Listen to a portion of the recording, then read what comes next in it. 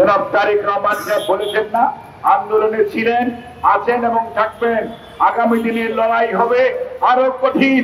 দেখেন বন্ধুরা, আস্তে আস্তে আমাদের সামনে কঠিন সময় আসতেছে। আমাদের মধ্যে বিভাজন তৈরি করতে চায়, আমাদেরকে সারা পৃথিবীর কাছে পরিচিত করতে চায় যে আমরা একটি সাম্প্রদায়িক, উগ্র সাম্প্রদায়িক দেশ অথবা আমরা জনগোষ্ঠী।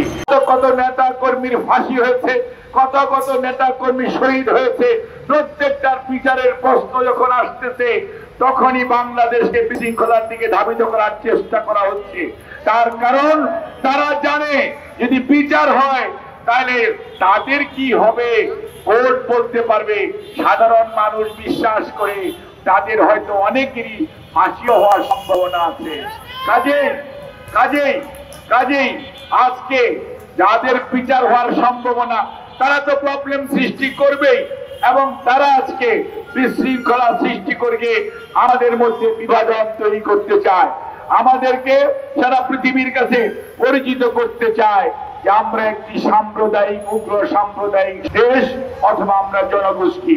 কিন্তু তাদের সেই ষড়যন্ত্র কোন অবস্থাতেই লাভ হবে না। কারণ আপনি রাজবাড়ী তার উদাহরণ, আপনি চট্টগ্রাম তার উদাহরণ, সাইফুল ইসলাম আলিম, এবং কয়েকদিন আগে পূজা হয়েছে। এদেশের সকল মানুষ হিন্দু ভাইদের সাথে কাঁধে কাঁধ মিলিয়ে দুর্গাপূজার উৎসবে অংশগ্রহণ করেছে এবং নিরাপত্তার জন্য নিরাপত্তা বাহিনীর সাথে কাঁধে কাঁধ মিলিয়ে কাজ করেছে। কাজেই আবার মুসলমানদের প্রোগ্রামেও এই অন্যান্য ধর্মের মানুষরাও অংশগ্রহণ করে, অর্থাৎ এই দেশ সাম্প্রদায়িক সম্প্রীতির উৎকৃষ্ট উজ্জ্বল উদাহরণ এই দেশের আছে। কাজেই কোনো অবস্থায় ভাইয়েরা আমাদের সজাগ থাকতে হবে।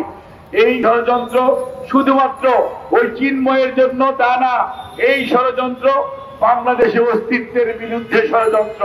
এই বাংলাদেশকে ধ্বংস করে দেওয়া, বাংলাদেশকে কেউ কেউ বিভিন্ন ভাবে হুমকি দেওয়ার চেষ্টা করে ওই চিকেন নেক দখল করে নিবে। আরে ভাই, দখলের দিন শেষ। বুঝতে হবে এত বাহিনী থাকার পরেও পালিয়ে যেতে হয়েছে।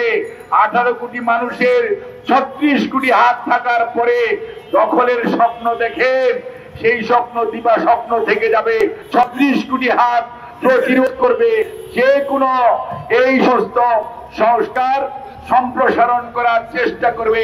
আধিপত্যবাদী, সম্প্রসারণবাদী যে কোনো উদ্যোগকে এই সরকার শুধু নয়, এদেশের মানুষ 18 কোটি মানুষ ঐক্যবদ্ধভাবে প্রতিরোধ করবে এবং যে কোনো পরিস্থিতিতে তারা তাদের স্বাধীনতা এবং সার্বভৌমত্ব অক্ষুণ্ণ রাখার জন্য শেষ রক্তবিন্দু দিয়েও চেষ্টা করবে। কাজেই আমরা আজকে শুধু প্রতিবাদ জানাচ্ছি সেটুকুই না, আমাদের মনে রাখতে হবে যে ষড়যন্ত্র দেশের বিরুদ্ধে দীর্ঘদিন ধরে চলছে, ষড়যন্ত্র শেষ হয় নাই। কোন অবস্থাতেই ভাবার কারণ নাই আপনার অধিকার আপনি এমনি এমনি ফেরত পাবেন। এরকম ভাবে জনাব তারেক রহমান সাহেব বলেছেন না, আন্দোলনে ছিলেন, আছেন এবং থাকবেন। আগামী দিনের লড়াই হবে আরো কঠিন। দেখেন বন্ধুরা, আস্তে আস্তে আমাদের সামনে কঠিন সময় আসতেছে। এই সময়ে দরকার ঐক্য, এবং জাতীয় ঐক্যই পারে যে কোনো ষড়যন্ত্রকে ছিন্ন করতে এবং সম্প্রসারণবাদী ষড়যন্ত্রকারীদেরকে প্রতিরোধ করতে। আপনাদের সবাইকে ধন্যবাদ। আল্লাহ হাফেজ। বাংলাদেশ জিন্দাবাদ।